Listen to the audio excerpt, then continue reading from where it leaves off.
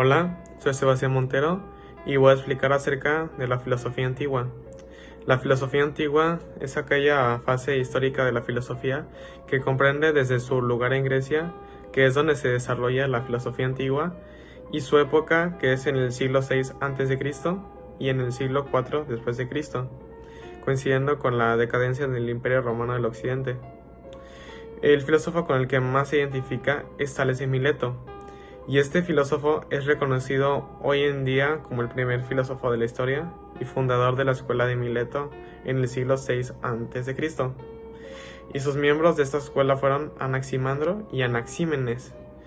Un suceso relativo es que Tales de Mileto fue el primero en decir que la Tierra flota sobre el agua, y por ello lo consideró el origen de todas las cosas, y gracias a esto la filosofía antigua comienza con esta proposición.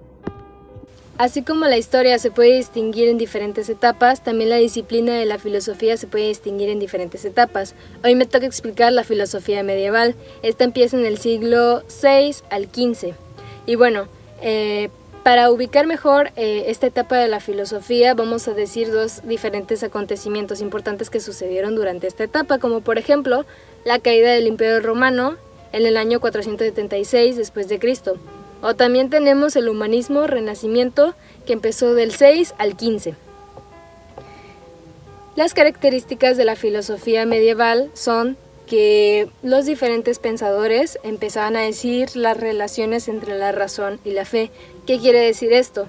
Bueno, los diferentes argumentos que decían los filósofos empezaban a ser un poco más confidenciales o realistas en este caso. Entonces empezaban a decir por qué hay que darle más creencia a la iglesia, en este caso a la fe, si los comentarios o los argumentos de los filósofos empiezan a ser más creativos y confidenciales. Entonces también tenemos la creencia heredada de la filosofía clásica y también la cuestión de ¿podemos demostrar a Dios? Los filósofos decían que o se empezaban a cuestionar si había una manera de demostrar a Dios. También se encuentra la escolástica. Dentro de esta etapa de la filosofía se encuentra Tomás de Aquino. Aparte de ser un reconocido filósofo, estaba él asociado a un grupo de predicaciones, y también tenemos a Guillermo Ockman, que él igual, aparte de ser un filósofo muy reconocido, era teólogo. En esta etapa tenemos diferentes aportaciones de diferentes pensadores, como por ejemplo Agustín de Hipona, Martín Lutero y Nicolás Maquiavelo. Gracias. Gracias a la revolución científica surgen nuevas ideas que rompen con el estigma religioso de la época, dando lugar a la tercera etapa de la filosofía, llamada filosofía moderna, la cual va desde finales del siglo XIV hasta principios del siglo XIX. Esta época se vio marcada por diversas corrientes de pensamiento, como lo son el racionalismo de René Descartes, el empirismo de John Locke, la ilustración de Rousseau y Kant y, por supuesto, el humanismo.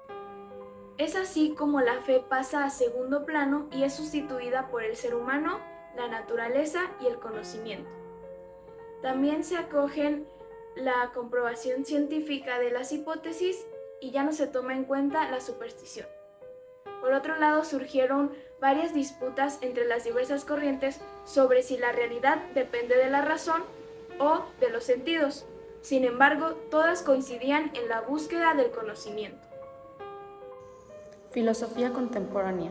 La última etapa se denomina filosofía contemporánea, que surge de las corrientes de finales del siglo XIX e inicios del siglo XX, pero se extiende hasta la actualidad. Se caracteriza por la búsqueda constante del bien común y responder a los cuestionamientos de carácter social. Esta filosofía surge entre acontecimientos de gran impacto en la sociedad, como las dos guerras mundiales, por lo que muchas de sus corrientes proponen acciones que el ser humano debe realizar para lograr una mejoría. Algunos grandes exponentes de esta etapa son Immanuel Kant, con el idealismo alemán, Auguste Comte, con el positivismo, y Karl Marx y Friedrich Engels, con el materialismo dialéctico. Y bueno, para finalizar, la importancia de la filosofía. ¿Cuál es la importancia de la filosofía? Tenemos entendido como concepto de la misma que es la búsqueda de incógnitas acerca del ser humano y el universo entero, por lo que hasta cierto punto esta puede ser considerada una ciencia madre, debido a que de la misma han salido todas las disciplinas existentes, estas a base del fundamento y del pensamiento crítico, pasando por el razonamiento y sobre todo en la reflexión, lo que nos hace entender que el ser humano con esta disciplina está en constante nutrición y aprendizaje, alejándolo también de la ignorancia. Y esto lo ayuda en el ámbito moral, tanto en el profesional como también en el de experiencia, lo que hace cuestionarse al mismo su existencia misma.